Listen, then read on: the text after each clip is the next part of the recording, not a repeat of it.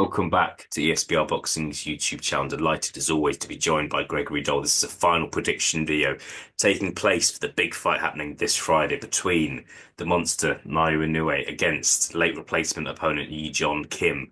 Um, Greg, good to be joined by you. We always obviously one of the great things about boxing is you always talk about such a wide variety of fights, whether it's big heavyweight guys going up against each other.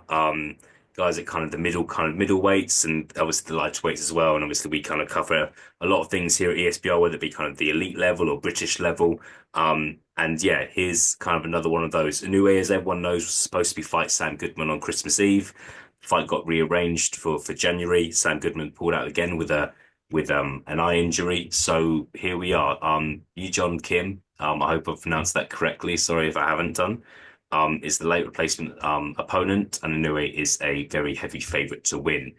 I'll hand it over to you now, Greg. What is your what is your final prediction for this one? Yeah, thanks. Great to speak to you as always, Elliot. It's not the terribly easy fight that a lot of people think it is. I've spent a lot of today watching Kim. There's levels to this game. I know he's going to be a level or two above. But my final prediction at the moment, Elliot, I maybe see round about, I know, stoppage 4-6, I would say at the moment, but I don't think it's going to be the one round blowout that a lot of people think it's going to be. Yeah, for sure. And I think some people will have done their research into Kim. Some people won't have done. The research kind of I've done is if you look at I think it's his last six wins have all been via stoppage. So that's kind of a factor for me. Inoue has shown he can be hurt. And Kim, look, I don't look, he's lost a couple of fights, but he's not kind of some sort of journeyman that he found off the street. And he's in this weight category as well. He's not someone who's kind of jumping up to two or three weight divisions. So still looking forward to it. It's always fun when in Inoue fights. We'll see. I think another factor here is that we could have kind of a pissed off Inoue on our hands. Inoue supposed to be fighting Sam Goodman once, had to kind of scrap his Christmas. No turkey in the Inoue household on Christmas Day, I'm sure. Scrapped again on January 24th, and then here we are. He's fighting against a different opponent. So that's kind of a factor for me. So I'm going to go a bit earlier for you, and I'm going to go for round three. But it's interesting, isn't it? I know some people might not bother watching it, but I think it's still going to be an intriguing one to take place in Tokyo on Friday. Um, Now that we've done our predictions, Greg, we're both going for Inoue. I want to ask you, um, are you getting a bit? I want to ask you about your frustrations, if there is any with Inoue. I'll draw your mind back to kind of 2020, 2024. Had that fight against Lewis Neary, which was a really entertaining fight. Fought TJ Dehenny, was going to fight Sam Goodman, who was a mandatory challenger. Um, there doesn't seem to be that much talk of him moving up to featherweight um anytime soon. I don't know what you're hearing, but from what I'm hearing, he's going to be remaining at super bantamweight for 2025 with the Akhmadaliev fight possibly happening. Give us your thoughts because Inoue's a pound for pound star, seen by some as the best fighter in the world, yet we're not seeing these massive fights happening yet. Well, give us your thoughts on where Inoue's career is at the moment. It's a tough one, isn't it, Elliot? Because Inoue is exceptionally gifted. I think yesteryears gone by, we had really great fighters at super bantamweight, round about those weights. You had your Morales, your Barrera, your Pacquiao. Those guys don't really seem to be there now. Mhm. So it's not fair asking Inoue, well, you're going to need to go up to featherweight or super featherweight and fight a giant. But I watched a programme about Inoue last night in a fight that a lot of people are not talking about enough is Nakatani. If he comes through, Nakatani could be a possibility.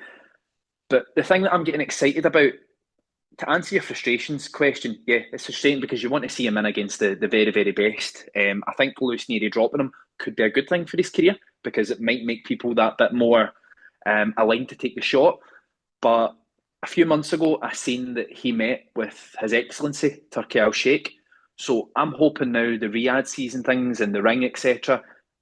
I know he can get on board with that, and it's going to force some of these fighters to fight him because they're going to be getting paid handsomely for it. So I'm trying to be optimistic, Elliot. I'm hoping for a good 25 for him. Yeah, look, and we'll see. I like the super bantamweight division. It's not like the featherweight division or the super lightweight division where there's so many kind of it's a star-studded division.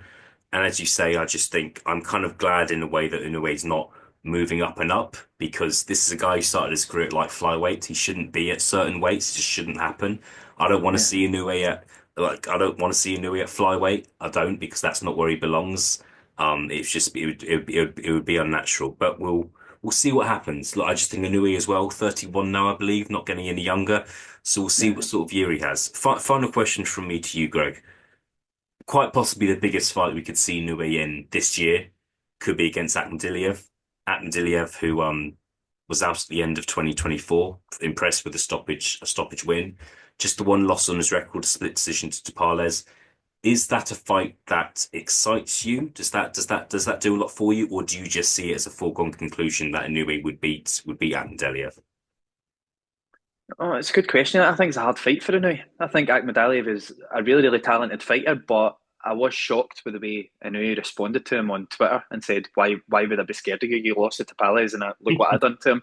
So I was like, "Oh, wow! I've never really seen that side of Inoue before." But the only reason it doesn't do a lot for me, Elliot, is it's not the superstar fight that we crave really for Inoue.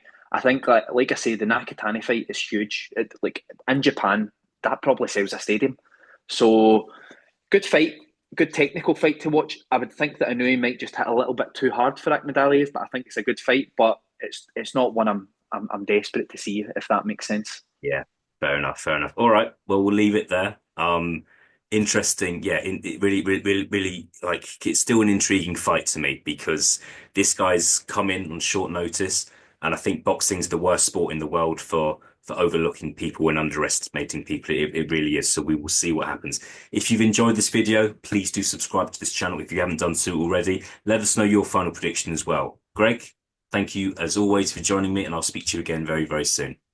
Thanks, Elliot.